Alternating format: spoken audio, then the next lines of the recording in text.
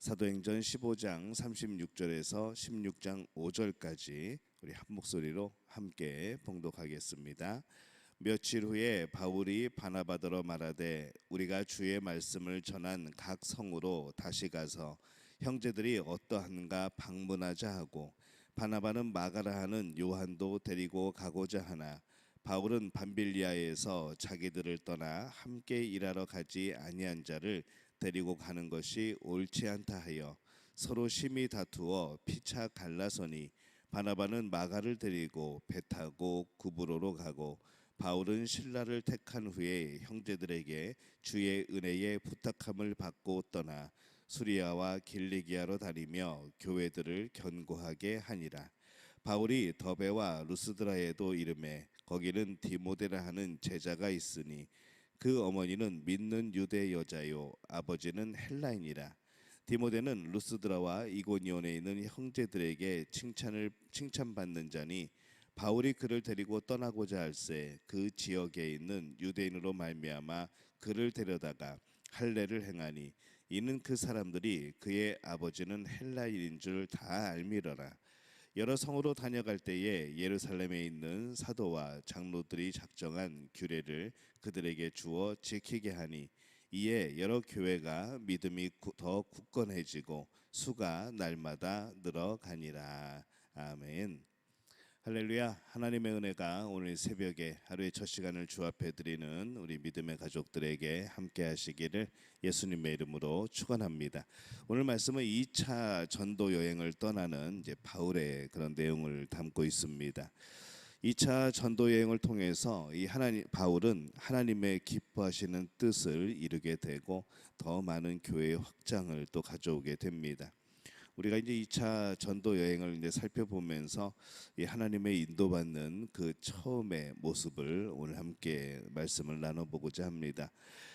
2차 전도 여행의 시작 시점을 우리가 눈여겨볼 필요가 있습니다. 36절에 보면은 바울이 바나바더러 말하되 우리가 주의 말씀을 전한 각 성으로 다시 가서 형제들이 어떠한가 방문하자 하고 이렇게 말씀을 합니다. 이 말씀을 통해서 볼 때에 이 바울은 지난번 우리가 첫 번째 전도 여행을 시작할 때에 전한 복음을 받아들인 사람들이 어떻게 되었는지 알아보고, 그리고 이번에 2차 전도 여행을 또 계획하는 것을 볼 수가 있는 것이죠. 근데 이 1차 전도 여행이 어떻게 시작이 되었는가 하면은 우리 13장 2절에 보면은 이렇게 시작을 합니다. 금식할 때에 성령이 이르시되 내가 불러 시키는 일을 위하여 바나바와 사울을 따로 세우라 하시니, 이렇게 말씀을 하죠. 이 1차 전도 여행은 성령이 이르시되라고 시작을 합니다. 성령 하나님께서 주도적으로 그 여행을 계획하십니다. 그런데 이제 바울은 이제 그가 이 복음 전파의 필요성을 느끼게 되고, 그래서 이 성령 하나님께서 주도적으로 말씀하시는 경우가 아니라 이제는 그 성령 하나님께서 그 바울의 마음 속에서 내면에서 역사하셔서 그 바울의 마음을 통하여 그렇게 이끌어 가십니다. 하나님께서 우리를 인도하실 때에 때로는 주도적으로 모든 상황을 그렇게 끌어가시는 그런 인도도 있고, 때로는 우리의 생각을 들어서 우리의 마음을 움직여서 그렇게 사용하시는 그런 경우들도 있습니다. 그래서 그때는 우리가 더욱더 적극적으로 하나님의 뜻을 찾아서 행할 필요가 있는 것이죠. 2차 전도 여행을 갈 계획을 세우고 있던 바울이 생각지도 못한 어려움을 만납니다. 이 마가의 문제가 생긴 것이죠. 1차 전도 여행 때 같이 전도하다가 이 중간에 무리를 떠나서 돌아왔던 이 마가를 이번에도 데려가야 될지 아니면 말아야 될지, 이 바울과 이 바나바의 의견이 서로 달랐던 겁니다. 이 바나바는 자신의 생질이었던 이 마가를 데리고 가고자 했고, 또 바울은 신의를 저버린 사람을, 중간에 가버린 사람을 믿을 수 없다 그러면서 결국 두 사람은 의견이 갈라지고 또 따로 이제 전도 여행을 떠나게 됩니다. 근데 이 바나바와 헤어진 바울은 디모데를 만나게 되죠. 그래서 이 디모데는 이후에 이 바울의 선교 사역에 가장 중요한 동역자가 또 되어집니다. 하나님은 이 바울이 바나바와 헤어지게 하시고 또 다른 동역자인 디모데를 만나게 하신 것이죠.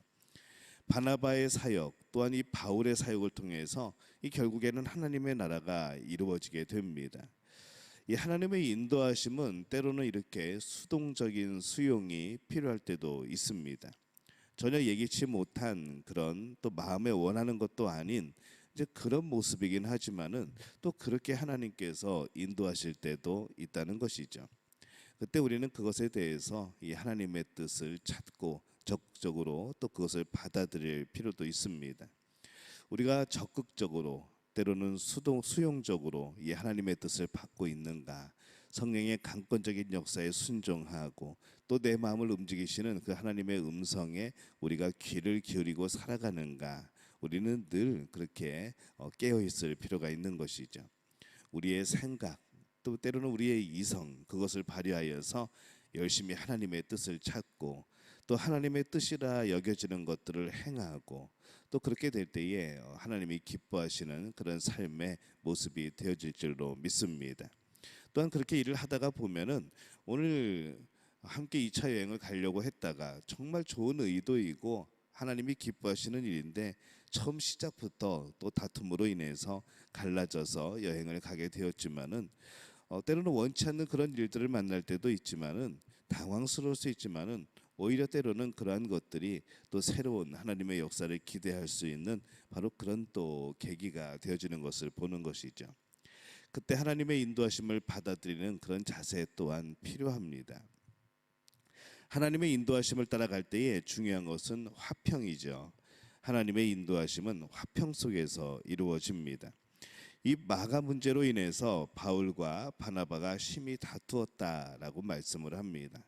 이것은 분명히 바울과 바나바 둘 다 잘못한 것이죠. 사실은 그들은 다투지 않고 그렇게 따로 사역을 했어야 됐습니다. 결국 갈라서야 했다면은 다투지는 말았어야 되는 것이죠. 충분히 의견 교환을 하더라도 다른 것 때문에 다투지는 말아야 됩니다. 이 하나님의 백성이 다투게 될 때 왜 좋아하는 것은 사탄밖에 없습니다. 사탄이 제일 좋아하고 사탄만이 제일 좋아하죠. 이 바울과 바나바의 경우 그래도 감사한 것은 이 정말 이 성경에 기록될 정도로 야, 이 사람들도 이렇게 싸웠구나라고 생각이 들 정도로 이 역사에 남을 정도로 그렇게 다투기는 했지만은 그들이 선을 넘지는 않았다는 것이죠. 그래서 이 바울은 바나바와 원수지간이 된 것이 아니라 여전히 그 사역 가운데 서로 협력하는 것을 볼 수가 있습니다. 그리고 마가를 향했던 이 바울의 마음도 우리 나중에 보면은 또 그것이 회복이 됩니다. 만약에 여기에서 서로 넘지 말아야 할 선이 있다면은 그것을 넘어버렸다면은 그렇게 회복되지는 못했을 겁니다. 그래서 이 화평을 구하는 것, 언제든지 어떤 경우에든지 선을 넘지 않는 것, 이것이 우리가 지켜야 될 바로 그런 지혜인 것이죠. 디모데를 선교 동반자로 동행하게 할 때의 바울은 또 다른 문제에 봉착을 합니다. 이 디모데는 아버지가 헬라인이었는데 어머니는 유대인이었습니다. 그래서 이 유대인들의 관습에 따라서 이 어머니가 유대인이면은 그의 자녀도 유대인인 것이죠. 유대인은 이 교육 문제를 어머니에게 맡기기 때문에 어머니가 유대인이면은 그 자녀도 유대인으로 그렇게 생각을 합니다. 그런데 이 디모데는 또 할례를 받지 않았던 것이죠. 유대인이 할례를 받지 않았다는 것은 이 복음을 전하게 될 때에 또 다른 문제가 되어질 수 있는 그런 상황입니다. 그래서 이 바울은 디모데가 할례를 받도록 권을 합니다. 할례가 이 구원과는 상관없는 문제인 것을 이 바울은 알고 있고 또 그렇게 강력하게 주장을 했지만은 또 그것이 성경적이긴 하지만은 근데 이 디모데를 할례를 하라고 한 것은 뭐 쉬운 결정은 아니었습니다. 사람들에게 오해를 살 수가 있는 것이죠. 분명히 우리가 지난번에 예루살렘 회의 때 결정을 한 내용이 있죠. 율법이 아닌 믿음으로 구원을 얻는다. 행위가 아닌 믿음으로 복음으로 구원을 얻는다라고 결정을 내렸던 것이죠. 그럼에도 불구하고 또 이 할례를 행하게 될 때에 이 바울은 따르지 않는 것인가라는 그런 오해를 살 수도 있습니다. 근데 이 바울은 다른 유대인과 화평할 수 있고 또 디모데가 이 복음을 전하는 데 있어서 다른 유대인들에게 장애가 되지 않도록 그렇게 할례를 시켰던 겁니다. 그는 진리를 위해서 융통성을 발휘를 한 것이죠. 어떤 이들은 이 융통성이라는 것을 너무 잘 이용을 합니다. 자기 자신을 위해서 진리를 건드리는 것이죠. 내 목적을 위해서 진리를 자꾸 왜곡시키십니다. 그것을 우리는 변절이라 부르게 되는 것이죠. 나의 열심이 없음, 나의 부족함, 나의 믿음 없음을 감추기 위해서 공동체를 향하여서 그 책임을 전가시켜 버립니다. 외적인 열심으로 내적인 그런 부족함들을 또 감추려고 하죠. 이 허무하고 굉장히 공허한 사역을 함에 있어서도 이제 그런 공허한 면들이 느껴지는 이유는 이러한 부분들이 많습니다. 진리를 위해서 화평이 깨진 적이 있는가? 싸움은 적과 하는 것이지 같은 편끼리 하는 게 아닙니다. 같은 편끼리 싸우는 것은 같이 죽는 것이죠. 우리는 더 좋은 길을 찾아야 하는 것이죠. 같은 편이라는 것은 큰 테두리에 있어서 동일한 진리를 가지고 있다는 것이고, 큰 테두리에 있어서 동일한 하나님, 동일한 예수님을 믿고 섬기고 있다는 겁니다. 하나님의 백성은 하나님의 인도하심을 받으며 살아야 됩니다. 하나님의 인도하심이 가장 중요하고 기본적인 것은 하나님의 뜻을 적극적으로 찾으며 살아가는 것, 그것이 모든 신앙생활의 기본이 되기 때문인 것이죠. 하나님의 뜻이라고 여겨지고 판단되는 것들을 행하여 살아가는 것, 이것이 정말 중요하고 기본적인 우리의 삶입니다. 그리고 때로는 수용해야 하는 면들도 있습니다. 진리에 벗어나지 않는 한, 공동체를 해하지 않는 한 우리는 될 수 있으면 수용하고 또 보듬어야 하는 것이죠. 그리고 이 모든 일에 같은 편, 같은 교회 안에서는 우리가 다투지 말고 화평할 필요가 있습니다. 우리의 화평은 하나님께 함께 나아가기 위한 그러한 화평입니다. 누구를 이해하고 누구를 용서하고 누구를 정당화시키는 그런 방법이 아니라는 것이죠. 그래서 우리가 어떤 경우에 있어서도 하나님의 뜻을 이루기 위하여서 우리는 화평의 자리로 나가는 겁니다.